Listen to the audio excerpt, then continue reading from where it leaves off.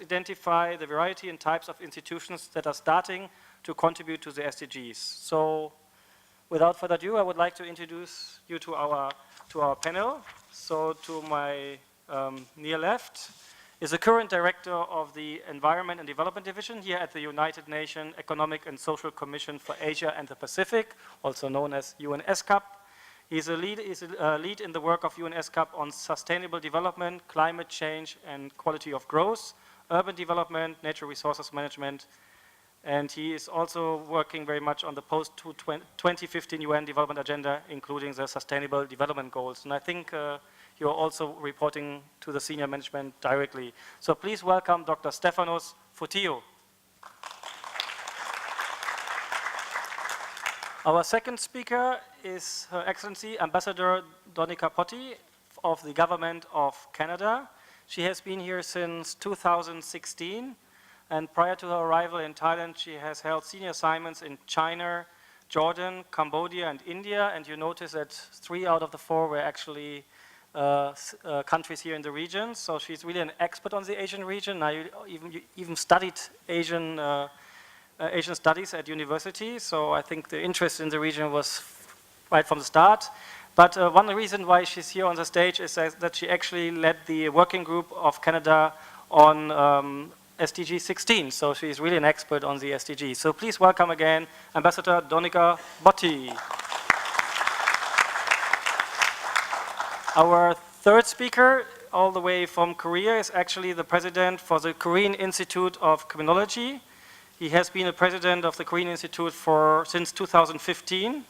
The so-called KIC was established already in 1989, so it's no surprise one of the leading and maybe the only national research institute in the field of crime prevention and criminal justice in Korea. And he's advising also to the office of the Prime Minister, and he's a member of the Korean Research Council for Economics, Humanities and Social Sciences.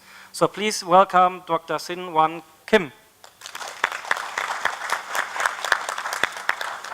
And I hope she wasn't too critical with us when she saw that the first session was actually consisting only of men, a so-called menel, not a panel, a menel. She's the regional director of our Asia Pacific at the United Nations Entity for Gender Equality and the Empowerment of Women, in short, UN Women. And she used to be the UN Women's Country Director for Egypt from 2015 to 2016, and she also used to work actually for UNODC. So please welcome the Regional Director of UN Women, Dr. Miwa Kato. So these are our 4 speakers, and I would like to start with Dr. Stefanos to tell us a little bit about the work of ESCAP and how ESCAP is addressing the rule of law in their work. Thank you very much, Jost, and welcome on my behalf also. And I would like to thank very much UNODC and the Thai Institute of Justice for inviting ESCAP to this very important conference. I'm not sure if I will tell you how ESCAP is supporting the rule of law for the 2030 agenda, but what I'll try to do is to answer 3 questions that I have every time I'm meeting with a government official. One is, if sustainable development is happening? And the answer is no, and explain why. The second is to try to give some, not suggestions, but to share some experience we have received from our member states on how probably sustainable development could happen. And then at the end, I want to present to you very briefly what is the regional architecture in Asia Pacific for the implementation of the 2030 agenda. So, myself, I'm not a lawyer, I'm not a criminologist. My dad wanted me to be a lawyer. I didn't become a lawyer. I became an environmental economist. He didn't, he liked it actually at the end. He said, okay, because you go and work in the nature. I ended up working in the 4 walls of the UN. But the thing is that I studied environment because really I saw the impacts of environmental degradation when I was a little boy and I was living in an industrial region. So I know that all of us in the UN, we want to start with positive messages and say how good things are. But I think when it comes to sustainable development, it's going to be a little bit hypocritical from my side to say that we have achieved sustainable development. We haven't. and sustainable development is not really happening. And I have 2 slides for this. One is a work that ESCAP very recently concluded. It's what we call our SDGs dashboard. And for the SDGs and the targets for which we had data, we estimated what's the progress. So whatever you see in green, it's areas of the SDGs where we are going very well, and if we continue with the same speed as today, we will achieve the SDGs in 2030. What you see with yellow, I think I can call this yellow, or a light orange, is areas where we're in the right direction, but we need a huge acceleration to achieve the SDGs. What you see in red is areas that we are going in the opposite direction. So we need to reverse and to accelerate. And of course, this is only for the goal, for the targets for which we have data that they are confirmed by our statistical services. The main message here is that with the exception of a couple of goals and targets where things are going well, in most of the cases we either need a big acceleration or we need even to reverse the negative progress. And there are 2 specific areas that we are doing particularly bad. One is the environmental dimension of the sustainable development, and you see here I have put something, it's called the planetary boundaries. There are 7 big boundaries that scientists have come together, and we have already exceeded 4 of them, and in the other 2, we are about to exceed them very fast. And the second biggest challenge, I think, when it comes to sustainable development, it's the inequality.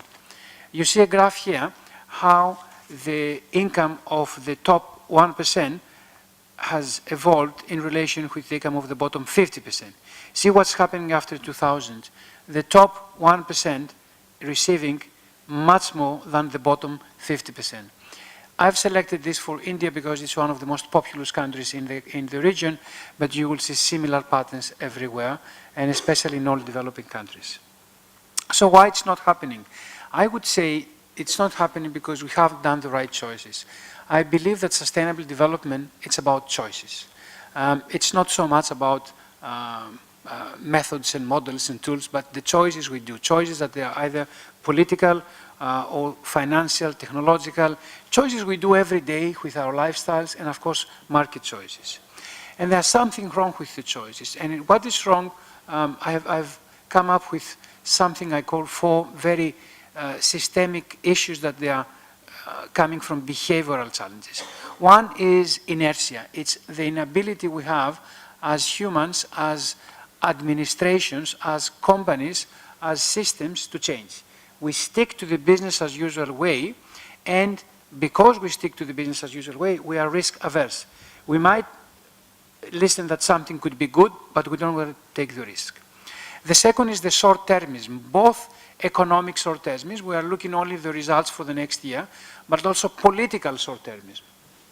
The third is we assume linearity, that the effort to the result will be linear, and then we assume that our production and consumption systems are linear. But again, this is not correct. And last but not least, most of the policies, they have a single focus on growth, and they don't look at system approach. So when we talk about participation, equality, environmental degradation, they say, yeah, that's beautiful things, but when planning is happening, they are looking only at GDP growth. So how countries have started changing this thing? One is with localization and what we call subsidiarity, which I think as lawyers you understand much better than me. Trying to localize SDGs, trying to see also who is responsible and assign responsibilities according to the proportion of impact and to the proportion of the role that anyone has on sustainable development is very important. Participation and integration, I'll put them together. So SDGs is not a matter of governments only, SDGs is a matter of everyone. And integration in terms that we cannot look at a single SDG as an entity. We need to look at all of them as part of a system.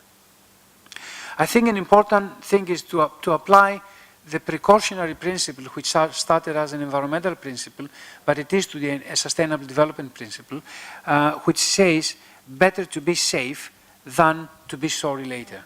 So if you don't know what will be the environmental or social impact of something, better not to do it than to regret it later. And then to assign proportionality and to say whoever is responsible should bearing the cost, and of course whoever is contributing should be bearing the benefits, which again I think is not really happening today. What we do in Asia Pacific, the member states of ESCAP, 53 member and associated states, ranging from Turkey to what I will call now the West, to the Pacific Islands, and from Russia to Australia and New Zealand, have come together and they have put together an intergovernmental forum which is called the Asia Pacific Forum on Sustainable Development, which is supporting the countries to implement the 2030 Agenda, to provide their regional perspective for the global issues, to support the follow-up and review of the 2030 Agenda, and of course to be there as the place that brings all countries and stakeholders once per year, and this year this will happen on 28 to 30 of March here in Bangkok. It's an inclusive intergovernmental forum, so yes, it's about governments, but other stakeholders. And this forum last year adopted the Asia Pacific Roadmap for implementing the 2030 Agenda on Sustainable Development. The roadmap is about promoting what we call the balanced integration of the three dimensions of sustainable development, and identifies two sets of priority areas for work. One is what we call the means of implementation, like as data and statistics, technology, finance, policy coherence, and different forms of cooperation. And the other is thematic priority areas, like leaving no one behind in social development, natural resource management, connectivity, disaster risk reduction, energy, and climate change. This roadmap is now the blueprint for the countries to implement the 2030 Agenda. It doesn't substitute the 2030 Agenda, it complements the 2030 Agenda in Asia and the Pacific. Let me close with one question that people do to me when I say that the challenge of sustainable development is inertia and the linearity. They ask, are you sure? Because we thought that the challenge is that we don't have money and we don't have laws. I tend to have another approach. When it comes to money, I think there's plenty of money out there. You know that I made a single calculation how much it costs every year to run the United Nations. I don't remember the number, really. It's a couple of billions. But I compare it with something that we can understand. So the amount that we need every year to run the entire United Nations, it's smaller than the amount we spend every year in whiskey, vodka, and gin. And you tell me if then it takes a lot of money to run the United Nations. The second is about the laws. They say we don't have laws. I humbly believe, I'm not a lawyer, but I've studied a lot of times the environmental law systems in many countries when I go and work, that sometimes they're amazing laws, with amazing provisions and fantastic text behind them. The thing is, nobody cares for them and nobody enforces them. So, and here's, I think, where SDG 16 could do the big difference on, not maybe on doing new legislation, but making the one that we have applied and enforced. Thank you very much. Thank you very much, Dr. Stefanos. And I liked your traffic light dashboard. This makes it very easy. And also highlighting the roadmap towards 2030. So now I would like to go over to our colleague from Canada. And as I mentioned before, she led the working group at the Canadian government on SDG 16. So what was the Canadian government's rationale for inclusion of an SDG in the 2030 agenda that would provide for strong institutions that address challenges to the rule of law and access to justice? And also maybe you can share some of your thinking. Over to you. Well, thank you very much, and thank you for giving me some of the time at this conference. I'm going to speak from a Canadian perspective, but I think there's broader lessons learned in terms of a donor or developed country perspective. And I want to start with the pictogram for Goal 16 itself, which is a dove with an olive branch and underneath it a gavel. And I think that explains the duality of the goal. Part of the goal, as His Excellency Ung Ong Chi raised this morning, is the fact that it's about efforts to reduce and mitigate conflict and to replace conflict with development. And part of the goal is looking at justice and security sector, which is a different piece. So for Canada, the Goal 16 brought two parallel areas of work together in one goal. On the one side, we were increasingly concerned about the problems we were having with repeated cycles of conflict in fragile and conflict-affected states, and how that didn't seem to be, our current ways of doing development didn't seem to be working. And in fact, I would argue that the Paris Aid Effectiveness Principles may have made the matter worse, because it encouraged the donor community to focus our development on those countries where it could be used with maximum effectiveness. And clearly, fragile and conflict-affected states pose challenges in that regard. And so, in effect, the Paris Principles ended up with a situation where there were less resources, less donor monies going to fragile and conflict-affected states and not more. We tried to fix that in 2011 through the establishment of the New Deal, and then created the International Network on Conflict and Fragility. Fragile and conflict-affected states, many of those came together themselves to form a small group called the Small G7 Plus group of countries, and they became very powerful advocates led by Timor-Leste, and the Secretariat for the G7 Plus group of fragile and conflict-affected states actually is in Dili today. On a parallel but largely separate track within the Canadian government and within the international community, we were increasingly worried about terrorism, organized crime, corruption, and ungoverned spaces, and the fact that those four things seemed to happen all at once. It became increasingly obvious that you could be an organized criminal and a terrorist. It became increasingly obvious that corruption was not victim-free, that corruption actually helped to fuel the funding that made international criminal enterprise and terrorism more effective. And that terrorists and organized criminals could find safe havens in these ungoverned spaces, which happened often to be conflict-affected spaces.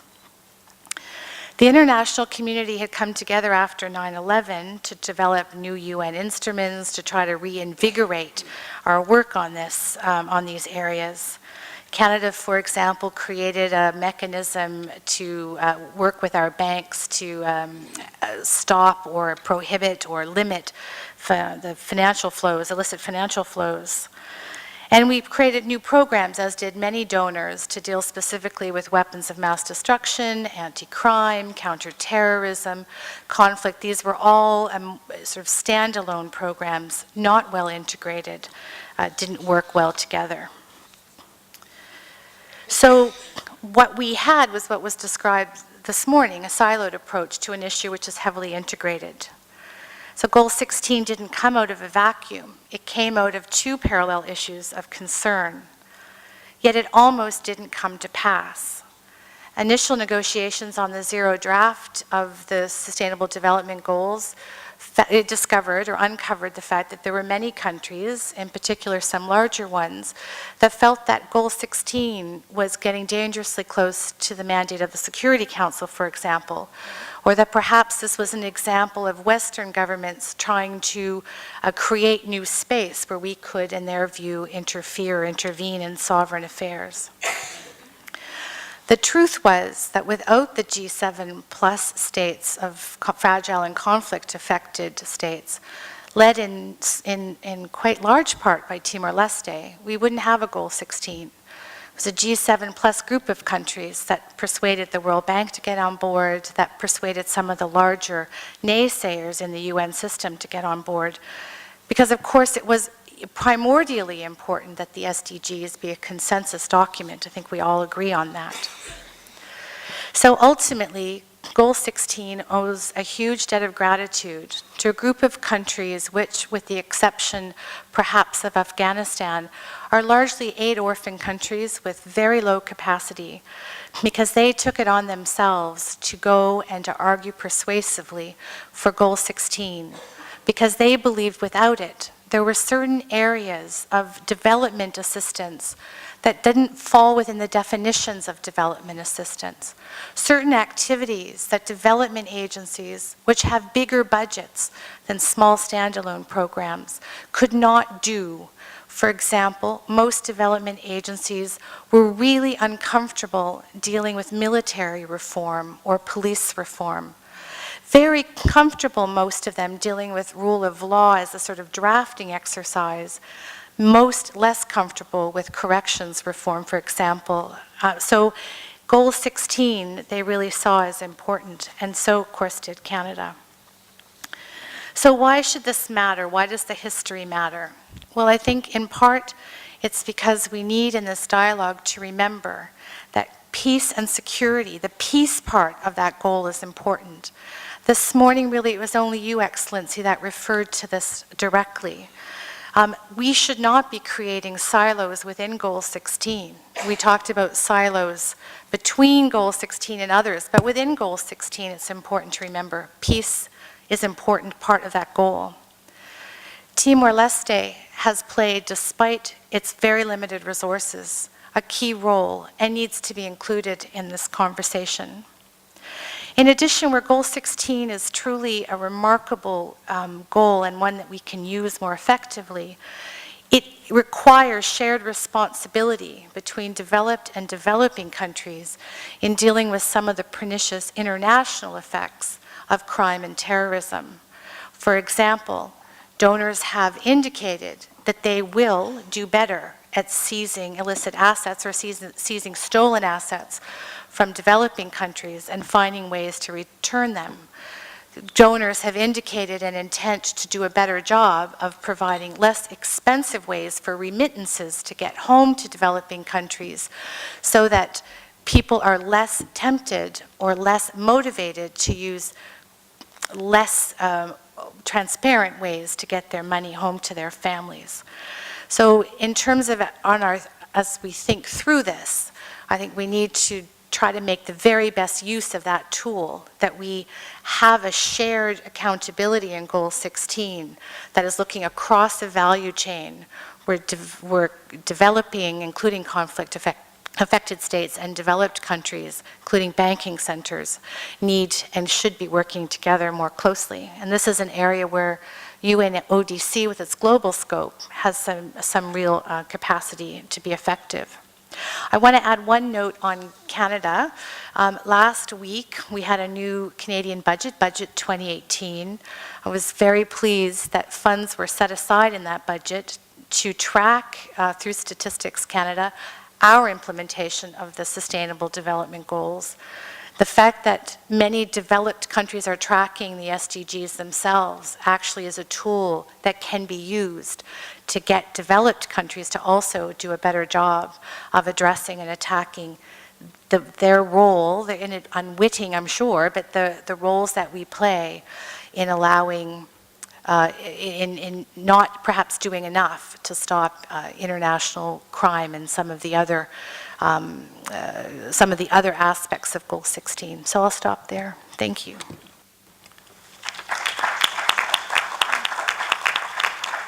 Thank you very much, Ambassador. And one key message I really take away is no silos inside the SDG 16, not only between different SDG goals. So I go further now to Korea. So one question we asked Dr. Kim was actually to explain the role of the Korean Institute of Criminology in the Korean system, to advise the government on the SDGs, and also how the KIC partners with governments in the region to promote the SDGs and the rule of law. Dr. Kim, please. Yeah, thank you, Director Jost Wagner. You are gathered here in Bangkok at an important time for region and the world. You have before us 17 United Nations Sustainable Development Goals. Actually, UN SDGs truly present the comprehensive and transformative and relevant framework that build the basis of a sustainable development that we collectively aspire.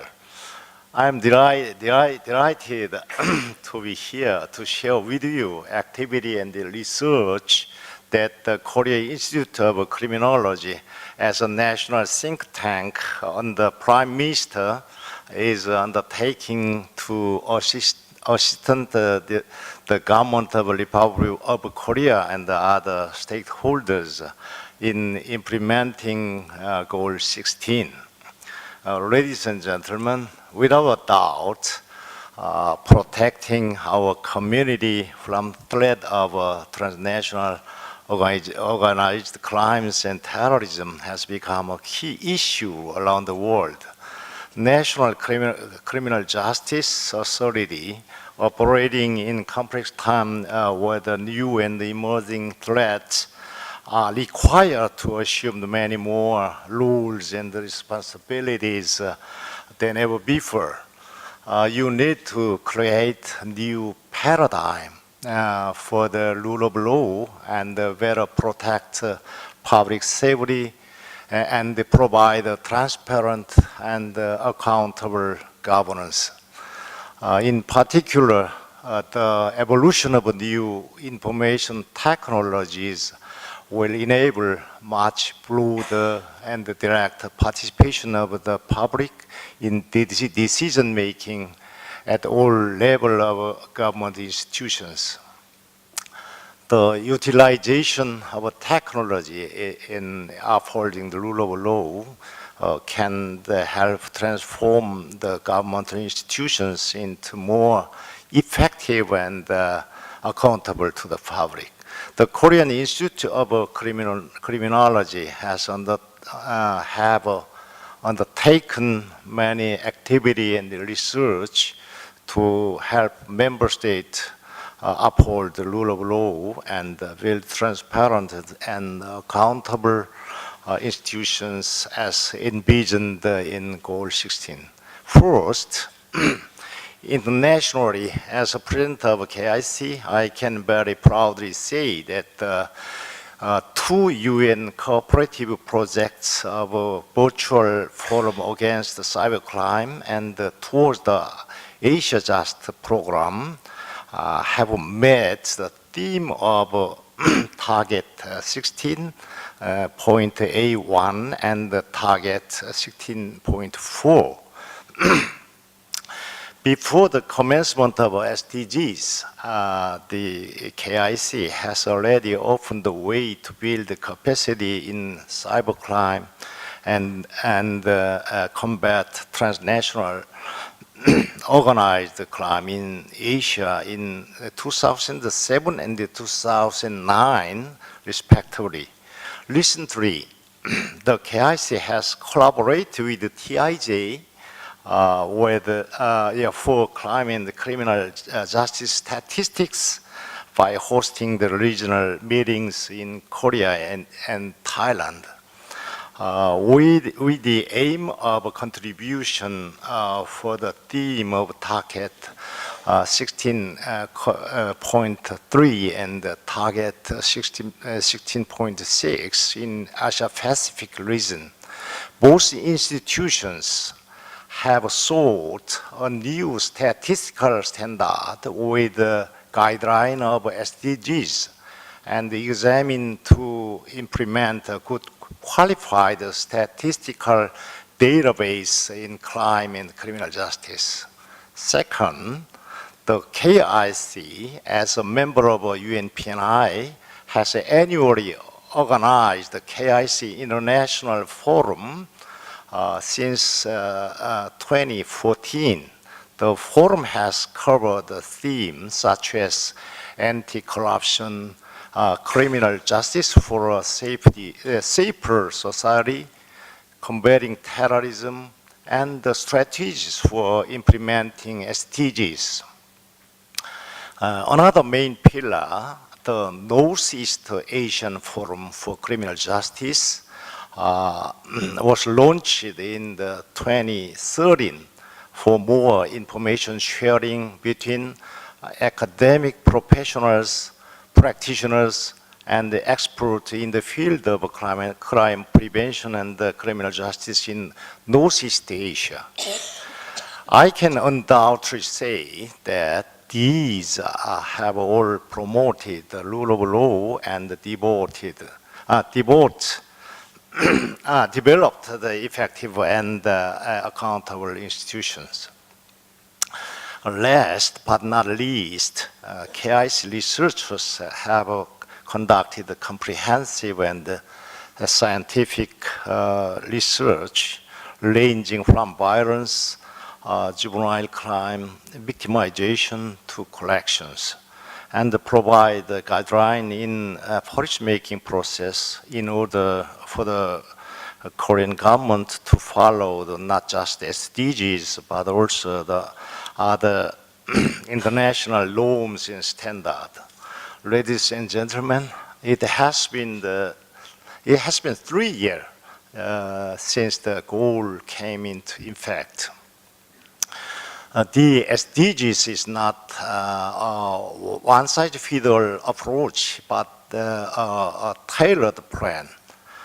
It is a high time to have a right specialized institution at the right specialized area.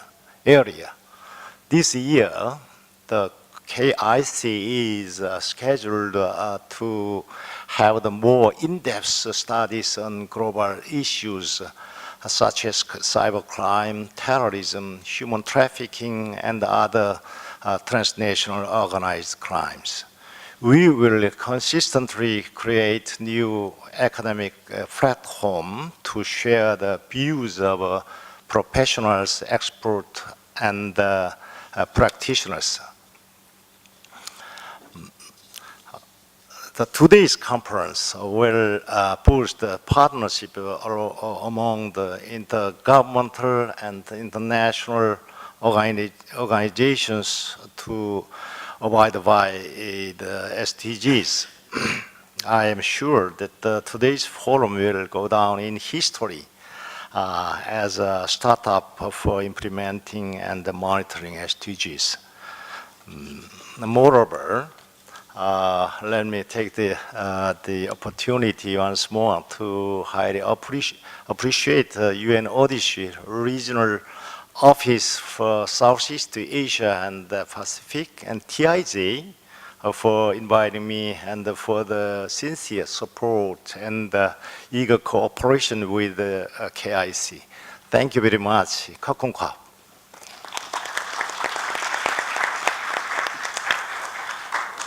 Thank you very much, Dr. Kim, for sharing the work of the Korean Institute of Criminology. And I heard you call for a paradigm shift, and also you elaborated on the role of information technology. I hope we can dig a little bit deeper later in our conversation on that. And I would like to now hand over to our colleague from UN Women, and the question, or one of the most interesting question I saw given to you was actually how the SDG 16 serves as a platform to advance the inclusivity agenda, in particular ensuring safeguards for women. So I would like to hear especially about that from you. So the floor is yours. Thank you so much. And first of all, to thank the organizers, UNODC and TIJ, and also various colleagues present around the room for the opportunities to have UN Women be represented here. I was listening very carefully to this morning's discussion and also what came out through the panel before me. And I remembered actually when SDGs were developed, I was still with UNODC.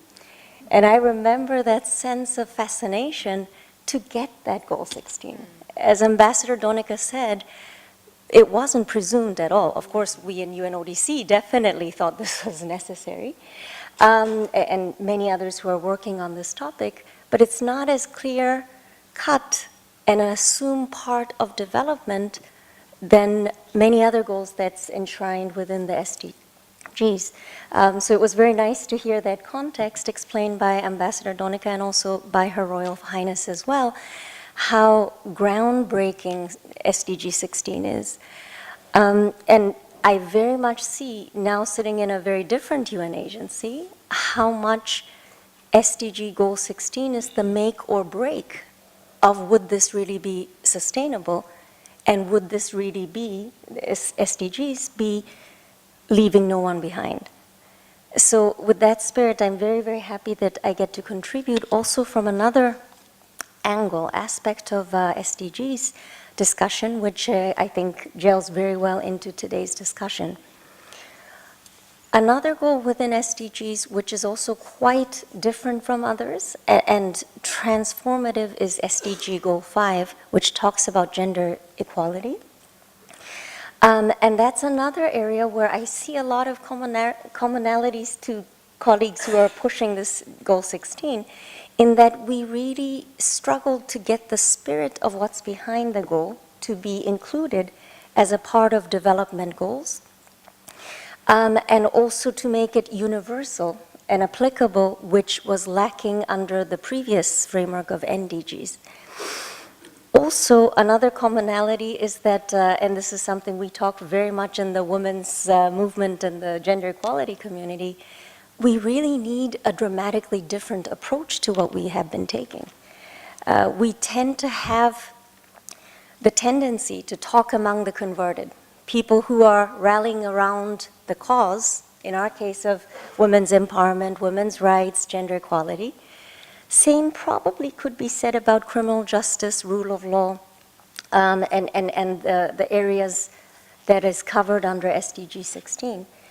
In that, in order for these to work, we need, of course, to address and find a new approach within the work that we do to advance this goal. But we also need to be talking to and involving those who do not feel this is something central to their work. And so I think this is very important that we get together, broaden the scope of discussion to those who feel that law enforcement, upholding the law, creating peaceful, inclusive society is their bread and butter. So there are similarities in this regard. And I think one particular group of people whose perspectives and voices are not heard or reflected in the current way institutions are run, especially those pertaining to law enforcement and criminal justice, are women. We have just 2 months ago also had the opportunity, as it was said this morning, to go and visit model institutions run by the Thai government that is trying to implement the Bangkok rules, the UN standards and norms for the treatment of women in detention setting in Chiang Mai. And it was very impressive to see how this principle was being applied in these model prisons. And definitely it's something to be replicated and lessons to be shared. At the same time, we very much know that that was an exception. Most of our criminal justice systems, penitentiary system being a part of it, law enforcement, and even wider administration of public service today is not at all designed to take into account the unique needs or possible contribution of half of the population, which are women. Also, I probably should say, I don't want to make like a divide between men and women. This is very much a genderized concept to say all men are like this, all women are like that. It is not at all what we're saying. But when you do go to places like prisons or law enforcement search centers, you do see that even from very physical setup, it is, or the techniques or the methods used in the frontline work, and a lot of the legal provisions are not factoring in the generic needs of women, and also even certain types of men who might not fit the mainstream portfolio of what men coming into contact with the law looks like. So it is very important that we make the criminal justice system, the law guiding it, the implementation of it, to reflect the needs and actuality of diverse sets of people.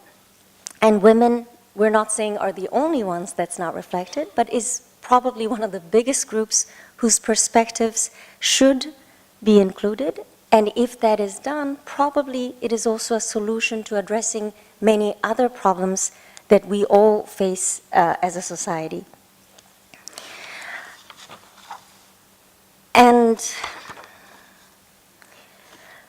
one thing that we do see when we look at Southeast Asia, as we're talking about in the context of today, a lot of the law enforcement officials, first of all by population, is largely male. And especially if we look at the senior positions held in law enforcement or those with decision-making power to affect the system, there are very few, if not any, in the case of many countries, are held by women. And this is not just about sort of equality and how many people should be represented in a panel or in a group, but it does hinder the effectiveness of the spirit of what law enforcement is trying to do. Because there, as you know, probably some of you who's in the room, there are certain things that without having female law enforcement, you just simply miss the opportunity to look into certain critical areas of administration of justice. And also including women in the security sector does have various implications in terms of people's perception of the law enforcement as well. There is still a long-held impression by, let's say, general public that law enforcement is something to be feared. And this should not be the case if the spirit of Goal 16 is to be translated into reality. It is probably a big plus for law enforcement to have different types of faces, including women, including young people, including people maybe with disabilities, that shows and reflects the composition of our unique societies. So this is another aspect where we very much feel that greater inclusion and respect for diversity should be seen not as a topic of rights, but more as a question of efficiency and effectiveness of law enforcement. And the strategies to improve law enforcement performance based on increasing the number of women at various levels, but also training, providing training to existing law enforcement officials, also reviewing different systems that are conducive to more diverse, diversity-aware procedures for enacting criminal justice, will very much improve the overall ability for the citizens' perception of inclusive and just social institutions to be realized. So today is not really the discussion point at this level to go into various details of the practical things we need to do, but I would like to say that we're very encouraged to see various working groups and discussions happening in the ASEAN community, and also that UNODC and UN Women will be teaming up as of this spring to look at this very aspect of women and gender in relation to law enforcement starting this spring. So we will be joining forces, introducing a new joint program, actually the first one ever that we will join in this region and probably globally to do it at this scale, which looks to assisting countries in the ASEAN region to address the makeup of their police workforces and improve their effectiveness. It will focus on mitigating the impact of trafficking. We will also promote increasing women's participation and leadership in law enforcement and strengthening the capacity of frontline officers to meet the needs of women in the context of cross-border crime. The project will also economically empower women and girls at the risk of being trafficked or those who are returned from after being trafficked, both as a measure of prevention and reintegration at the community level. This type of holistic approach to law enforcement that promotes the empowerment of women in the security sector, as well as at the community level, will not only contribute to increased security within the region, but it will also create a more inclusive, peaceful, society and the realization of this by citizens, very much in line with the goal 5 and 16 of the Sustainable Development Goals. And I think this is not only a discussion about law enforcement in the traditional sense.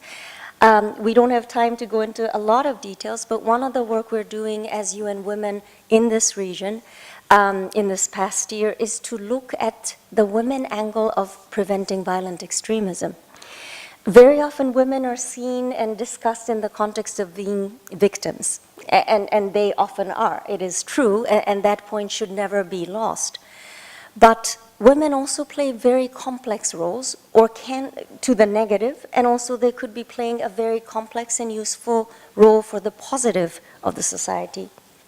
So we have started working in the region, especially with Indonesia and Bangladesh in the region, and starting our work with Philippines as well, to look at the role of women at the communities where there's a high risk of radicalization, infiltration by terrorist organizations already taking place, to look at the role of women in the community, family, their value-shaping roles, their ability to mobilize and influence the community and families' decisions, and also linking it to the wider decision-making and norm-setting in ASEAN and the global context as well. There are a lot of exciting things we're doing, and we're very happy that is also going very much in line with the work and declaration of ASEAN, including the latest one coming out as a part of the Manila Declaration, which for the first time looked at women, peace, and security as a central issue that the countries are looking at. And so in that sense, I think there's a lot that we can look at to advance our joint goals of Goal 16, but also various other goals, including Goal 5 within SDGs, to gain the public's credibility that SDGs is more than just another jargon that people who work with the UN and people who make a business out of working with the UN use, but that this significantly improves their own lives. That it becomes more than just a mantra of discussions, but that it actually starts to show a difference in the face of government, law enforcement, and other public officials. They come into interaction from day to day. I think we have a lot of keys in our hands to make this a reality, but I think I would just end with appealing for the sense of urgency that I think we all need to bring to the table. Because at least in our area for Goal 5, can you really imagine a world by 2030 that is really parity 50-50? No. Not really, right? No. And I think this is the sobering sense that we really have to wake up each morning with. As Stefanos mentioned, Sustainable Development Goals as it stands today is super unlikely to be realized. And it's our job to make sure that it becomes realized.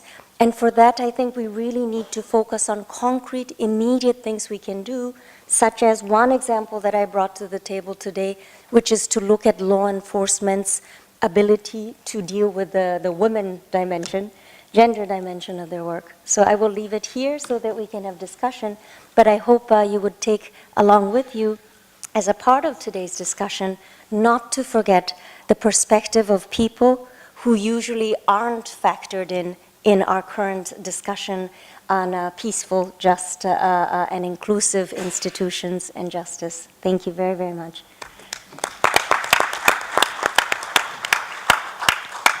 Thank you very much, Dr. Kato, for your excellent remarks. And I think everybody has now a much better understanding of the relationship between SDG 5 and SDG 16. So we have about 17 minutes left for discussion, and I don't want to be the first one asking questions. And I'm encouraging you to take the opportunity to either make a very short comment to the point or ask a question. And I also, maybe even my panelists want to ask each other questions. I see everybody taking notes. So it's 17 minutes, so don't be shy, just identify yourself. Yes, Kun Isidor, please. Hello, this is Isidore from the Michai Foundation, one of the Rolled Fellows here. I have a question for Ambassador Donika Patti. You mentioned that Canada has a system to follow up on the progress of the SDGs in terms of following up on statistics. Following having this tool, were there any surprises or anything that was unexpected, and how useful was that in readjusting the strategy of the country and moving forward with the SDGs? Maybe a quick reply, I think that. Well, it is a quick reply because the budget just did a set aside in February, so it's quite a new mechanism. Up to that point, Statistics Canada was being asked to do this as from its resources that had not been, they didn't have any new resources to do that work, and I think that impeded their progress. I would expect that we will have trouble on some of the issues under Goal 16 that we would be responsible for, though, because we have had trouble, as have many developed countries, with issues related, for example, to asset seizure and return. So I would think that's still going to be tricky. It gets you, once you get the lawyers in the room in terms of how you return the money, you know, there tends to be a lot of delays and problems. So but I'm speculating, Isidore. I'm sorry I don't have more for you. Thank you very much. Floor is open. Yes. Good afternoon, Eduardo Vetere, Vice President of the International Association of Anti-Corruption Authorities. I'm very glad to see that a proper accent has been placed on this by the present speakers as the previous one on these issues. That is tremendously important.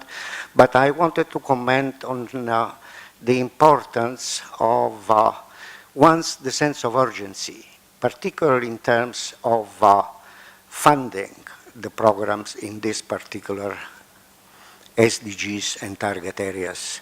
I think that Ambassador Patti mentioned the reluctance of many donor countries to fund programs in this field, dealing with corrections, dealing with law enforcement, etc. Things have started to change in more recent years, but still there is no comparison of what the funds in this field for development assistance are allocated in the field of crime prevention and criminal justice compared with other fields. So especially if we want to deal with the question of proper implementation and the question of urgency of the situation, some more drastic changes may be required on the part of the development agency and funding agency in order for the SDG 16 to be implemented. First point. Second point, which I think is also very important, is the joint project mentioned by Kato-san of UNODC and women, particularly in connection with studies and monitoring of gender dimension in law enforcement. No doubt this is tremendously important, and I hope that when we speak of law enforcement, we look at it from a kind of broader perspective, not only being limited to police, but also to be extended to prosecutors, judges, correctional officers, aftercare services, because their role is tremendously important in the everyday work and in order to make the criminal justice system much more understanding of these problems that are related to not only a prison population which is increasing in terms of women all over the world, more or less, but also the fact that if we really aim at the rehabilitation of the offender, as it should be in accordance with basic human rights principles, we have to make sure that we create the conditions for a better treatment of those offenders and those prisoners. Thank you very much. Thank you very much, sir, for your comments. Other comments or questions, observations? Yes, Dr. Kato. May I just, because thank you, Eduardo's comments reminded me of something I did want to say, and which is that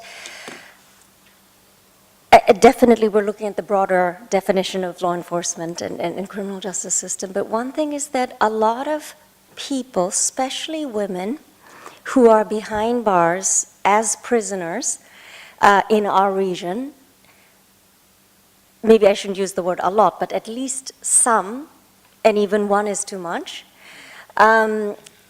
really we should be questioning, should they be there behind bars? Because a lot of, I'm not saying that men can be criminals and women can not, I'm not saying that at all. But there are a lot of factors that is rooted in gender-based discrimination from the day you're born or the day you're conceived, that women and girls come through their lives that could be shaping them to take action, which could be prosecuted under the national law. So that's one thing. Another thing is that many of the people who are behind bars in our region are actually victims of human trafficking, violence against women, lack of protection and opportunities for instance, taking a loan, and very often they end up taking the loan for a family member, maybe not even themselves, but women cannot take loan in the way that men can. So there are multiple factors that are genderized discrimination, which very often put women behind the bars, disproportionate to men at the same level of crime committed. So, and I'm not just talking for women, also even for men, we should question the use of penitentiary reform system as a means to addressing these issues. So I know it's a very daring thing to say from a UN point of view, but I think in order for us to meet the spirit behind Goal 16, which is to make our institutions just, accountable, and inclusive in the eyes of the public that we serve, and to make the inclusion of this goal meaningful to all the efforts that went into it, I think we really should open up to discuss these fundamental questions as well, and hopefully with the good guidance of UNODC, TIJ, ASEAN itself looking at these issues as well, we have an opportunity in our region, as somebody said earlier today, from Asia to look at some of these issues going forward towards the Crime Congress coming up as well. Thank you very much. Thank you, Dr. Kato. Stefanos, you wanted to add on that? Thank you. I wanted to build up to what Miwa said, because it reminded me two studies we have done in ESCAP. One, we have done it last year, and it was about multidimensional poverty. And once we are doing this year, and we will be releasing in the upcoming ESCAP Commission on May, it's about inequality. But we have a tendency to talk about poverty and inequality in terms of income. But from the studies we have done, we have seen the multidimensional character of both poverty and inequality. So it's not about that people do not have adequate income to come up with their daily needs, but they do not have access to opportunities. And this lack of access to opportunities, coupled with the fact that when we have shocks, any kind of shocks, environmental disasters, financial shocks, social unrest, it is the poor, the vulnerable that they mostly be affected, creates a very vicious cycle between environmental, social impact, inequality, and poverty. And people could not, and people go to a trap and could never get up. So I've been 8 years in Asia, and there hasn't been a single year that I didn't hear about a big environmental disaster in the Philippines with huge typhoons there. And they are striking mostly the poor people. So the moment that these people, we say they try to take a breath and recover from poverty, something will come. Some environmental disaster will come. And then they don't have access to opportunities like education, capacity, and they cannot recover. So I think we need to look attention at this thing of multidimensional character of poverty and inequality, and it's not only about income. Sometimes the lack of income could be substituted with the provision of services. If someone is provided with free education, free health care, free access to public services, then it might survive with something that it's considered to be low or middle income, but then but we never get into account this access to services, which is very, very important. Thank you, Stefanos. So we still have a few minutes left. Any questions, any comments? I think we had a good start now to hear some very interesting thoughts, so don't hold them back.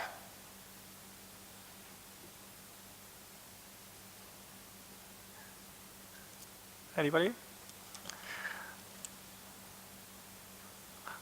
Okay, so I think if you don't mind, then I would wrap up the meeting 5 minutes earlier so we have a proper coffee break and continue on time, because we want to also finish on time, and maybe we have then another 1 hour, 50 minutes interesting panel to come up after the coffee break. So we finish 5 minutes early, with your permission. Yes? So ladies and gentlemen, please give a hand to our 4 panelists. So please be back in 20 minutes on time so that we can really finish also our conference today on time.